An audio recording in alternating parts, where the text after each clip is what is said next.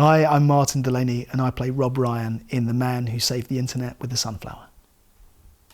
The Man Who Saved the Internet with the Sunflower is a story about Rob Ryan, who was an engineer, technology engineer in the 80s and 90s. He was at Intel and won Intel's Engineer of the Year when he was there, and wrote what they call the Blue Book of Ethernet connectivity. So he wrote the sort of rules around that. He then left Intel and set up a couple of companies. The first company wasn't so successful, and then he set up Ascend. And the film is really the story of Ascend and Rob's journey, Ascend Communications. And it's really a story around, or about, should I say, a man who's poor at communicating, building a communication empire, and the sort of Icarus-like journey for the sun in that, the sort of rise and fall of that. And also there's a sort of Frankenstein element, there's a sort of cautionary element in the story, in that really without Rob, we wouldn't have the internet that we have today. And it's still unregulated, and it still is the thing that it is. The beast is there. And for all its gifts that it's given us, there's a shadow side, there's a challenging side to that. And I think the movie does a good job of not delving too deep into that, but at least bringing it into the conversation. So yeah, it's really about Rob's creation of Ascend and building that company to what was essentially a multi-billion-dollar company, sold in '99 for $24 billion, which is still the biggest tech acquisition for inflation, if not. So yeah, so it was that journey really. But yeah, a lot of fun and a lot of eye-opening moments as well, learning about him. Yeah, so The Man Who Saved the Internet with the Sunflower was an extraordinary experience. We shot in Belgrade for about 8 weeks. It was a really hot summer, and I mean, I was just in awe of the crew that we had out there. We had a great partnership with Yardeni, which was a company from Israel, but also She Films in Serbia, in Belgrade, and they were excellent. And it was a fantastic shoot. I mean, I think we were really lucky. We had an amazing crew, a fantastic cast. Leo Hatton played my wife in it, played Terry in it. And what we were able to create together was just so truthful and real. I think that was a real blessing that we got to work together in that way. And all of our cast that we had out there, we had an amazing cast that came in to play our antagonists and also the members of the Ascend team. Yeah, I mean, I loved the shoot. It was intense. You know, it was intense being on that journey, the responsibility of telling a story based on a real person, but also telling a story about a real person that the general public isn't familiar with. So there's this complicated relationship where you're not talking about Steve Jobs and everyone knows what he looks like and the legacy that he's left is really quite clear. You're talking about someone that's had as big an impact, but people don't know anything about him. And so as an actor, you want to borrow from the real person, and you want to also play the script. The script is the story that's in that piece is the thing that you're tethered to, is the thing that you want to, is the thing you're serving. So for example, I was aware that the real Rob was an excellent people manager, but there's moments in the movie where he really isn't. And actually some of the more dramatic moments in the film really are true. And he was incredibly good at building his team, and he was known for being volatile, you know, and being emotionally direct and challenging at times. So there's this there is a responsibility, you know, in playing a real person and wanting to capture that and do it service. So incredible shoot, loved it, and yeah, was certainly intense and hard work. Yeah, I mean, so developing the character was challenging. You know, I felt quite aligned to some of his drivers. The idea of that if you want to do something, you want to do it well. I felt quite aligned to that, and you wanted to make a success of the thing you're doing. And I think that's something that's incredibly relatable for people in whatever walk of life. So I really connected to that drive that Rob had in the story. But in terms of building the character, we talked about it a tiny bit earlier, the idea that you want to, certainly I wanted to borrow from the real person. And I was lucky in that I got to meet Rob a bunch of times, at least over Zoom, and have those conversations and experiences. He's also got a podcast around that he talks about the Sunflower Code, which is something that a coaching tool that he developed, which comes up in the film. So I was able to sort of work on his voice. Rob was born in the Bronx in New York, and went to college in Cornell, and then was in California. So he had that sort of, East Coast sound, and that's something that I worked on in the build up to getting the part. Specifically what we worked on with a wonderful voice coach, Joe Alberti, when we were on the project, was creating those moments of a man who come from the East Coast and was living in Silicon Valley, where are the moments where his accent might be a bit more neutral, and where, when he's sort of enraged, would his sort of old accent sort of come out a little bit. And so that was a conscious decision from my side. For me, I wanted him to feel like a fish out of water, because, being in Silicon Valley and having those kind of East Coast temperaments, if you like, or temperament, I wanted that to be visible on screen. And I think that was his reality. And I think that's there. But yeah, creating the character was fascinating. Looking at Rob's drivers, looking at what might be the unconscious stuff that he's holding in that space, and what gets him to be such a sort of Route One success story, really, because the movie touches on the things that are sacrificed in that journey, or at least at certain times are sacrificed, and I wanted to create the truth of that, and still understandably make him relatable, and therefore vulnerable and potentially likable in moments. So yeah, it was a lovely journey. It was really a great exercise to explore who he might be on the page and bring him to life.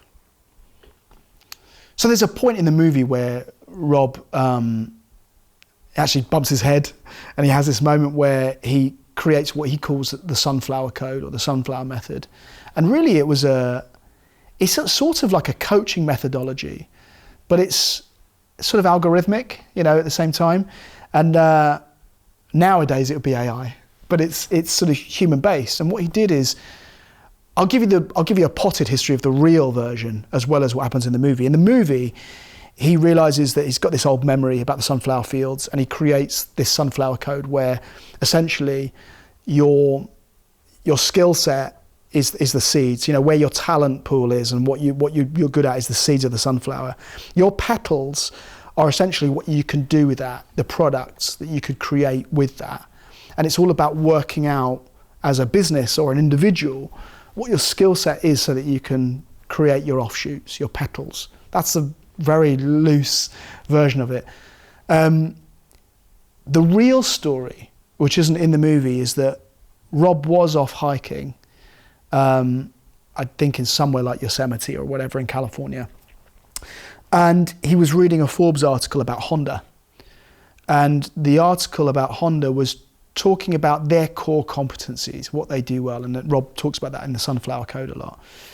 And he realized that he knew Honda because of motorbikes, like most people do, but they could build any combustion engine of any size, which meant that loads, even though a big chunk of their petals or whatever, a big petal would be the motorbikes, he realized that Honda had something like 47 petals. So in other words, they had a combustion engine in a leaf blower, because they had the skill and the know-how to make it any size. So it could be in that miniature technology, what you call miniature technology, for relatively speaking. So when he realized that was Honda's USP, that was their core competency, was being able to build that engine at any size, he realized that the petals of that sunflower essentially were vast. you know, and you see on the sunflower that you've got the first petals and then the ones that grow behind it, and the sort of smaller or lesser ones, however you want to put it. And he realised that at Ascend Communications, they had this incredible knowledge and skill set in communication that they'd now used to improve video conferencing. But was that the best place for them? And what he did as a coaching methodology is he got all the people that were close to the technology, not just his partners in the business, but the people that were really working right down, you know, in the basements of the building, doing the hard work around the technology, that knew it well. And he got them all in a room, and they would look at all of their core competencies or skill set. They would break it all down. So they had a list of different competencies. And he would allow every person to grade that from a 1 to 10. And the idea was that you didn't shout over anyone. You didn't knock anyone down. It's the opposite of Twitter, what we were talking about earlier. He made sure that everyone had a sounding board, had a place to make their case. So if we were doing it for you as a filmmaker, you might have all your skill set there, and you and your colleagues that you work with would then grade each area of that. Where are you around the marketing of the business? And the idea is that if there was a huge discrepancy, if someone in the group had said, well, no, we're only a 1 at that, and someone else has said there's an 8, we're an 8 at this. There's a huge difference of opinion there. They would make sure that they listened to each other fully until they could settle on a new number that they're both happy with. And they would hear each other's point of view. Why do you think you think we're a 2 at that, and I think we're an 8? How could we be so? And it was really a practice of just really hearing each other out and deciding on what they felt like was a fair grade for that competency. And that, just using that tool, getting people to talk to each other for days, it went on for days as a team, meant that they came out the other side of that realizing that the areas of the industry that they could actually make a change in based on how they'd graded themselves, the area they were currently working in, which was video conferencing and doing a good job, earning millions a year, they realized it was something like 4 or 5 on their list of the stuff they could do. You know, and so they were like, well, we need to change the business. We need to be aiming for the one that we've put as number 1, which essentially was building the technology to speed up and improve the internet communications.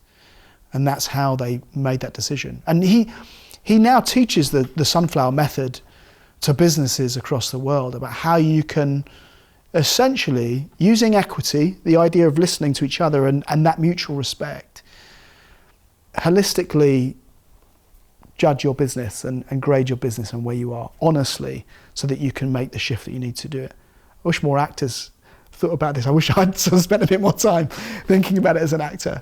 Where's my skill set? It's not there.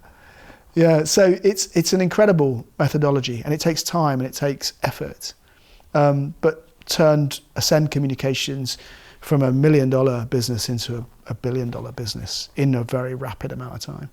Well, I think we're striking the balance, because I think, you know, there are dramatic devices in the movie which don't portray him in the best light, and even though there was a lot of the, as I said, the dramatic points in the film were true, I was really conscious of playing a real person and not wanting to portray him as too dislikable or someone you can't relate to and relate with.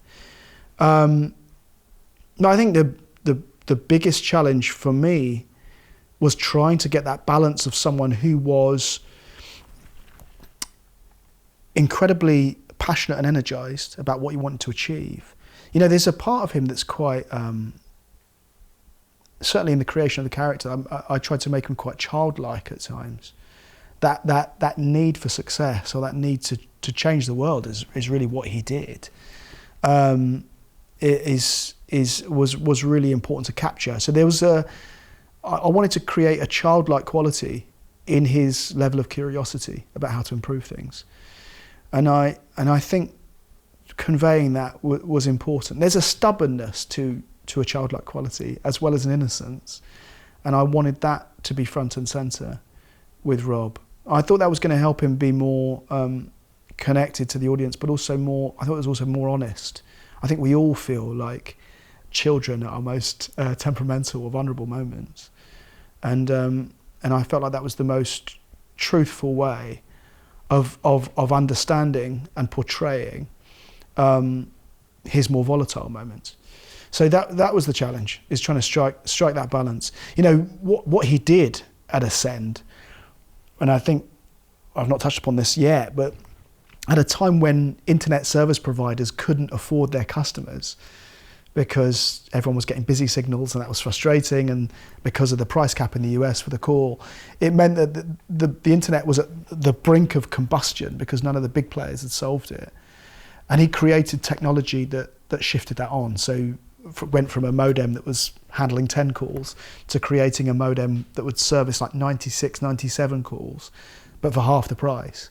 And he only did that through the genius of not only having the idea to restructure his business and change what he was doing and use his team's skill set to a better advantage, but also he really did that thing that we hear a lot about this, you know, in modern business, but spotting a gap in the market or spotting an opportunity.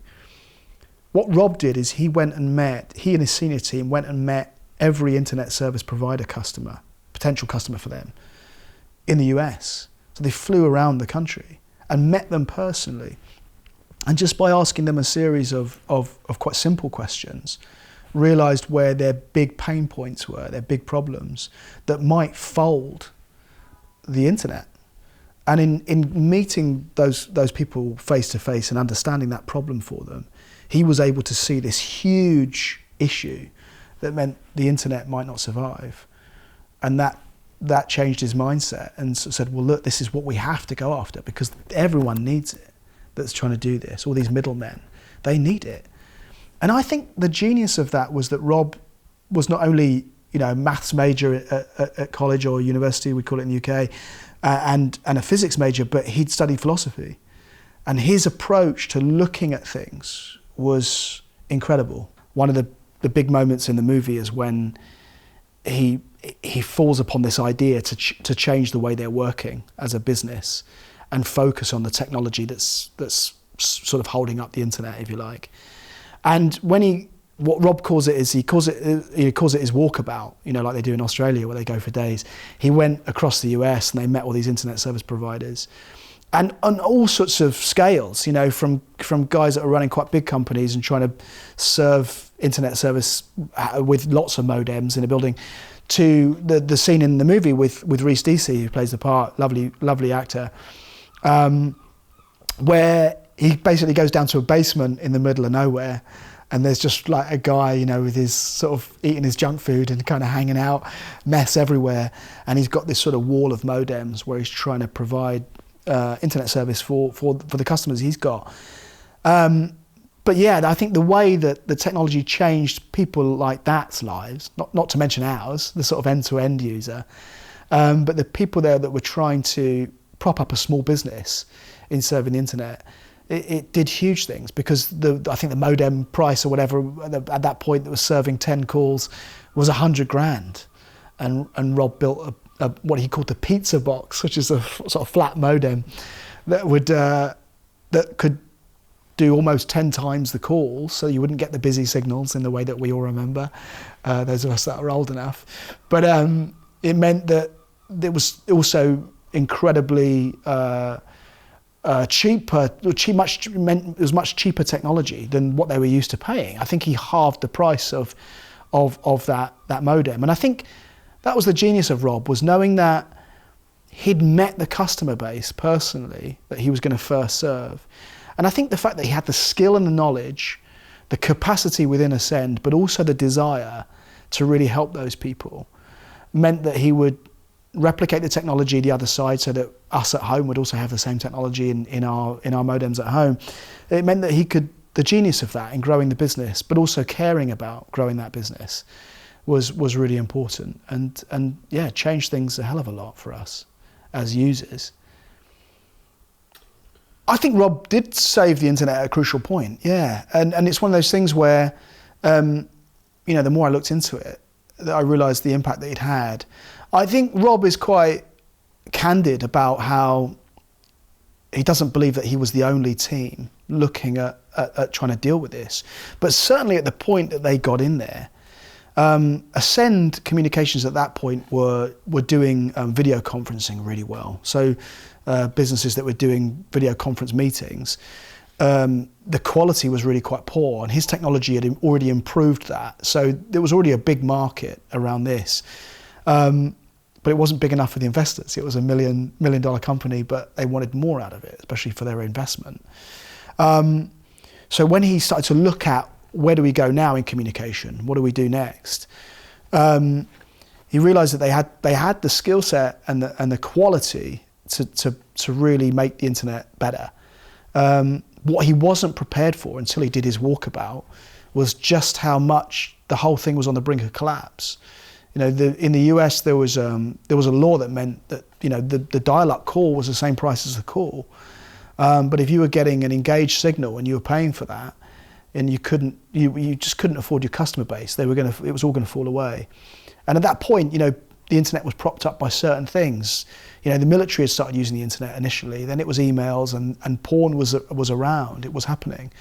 So there were certain things that were keeping it going and afloat, and then there was a type of gaming that came in, a type of internet gaming that was happening. But really, I think the timing of which he had the impact that he had was crucial to it becoming what it is now.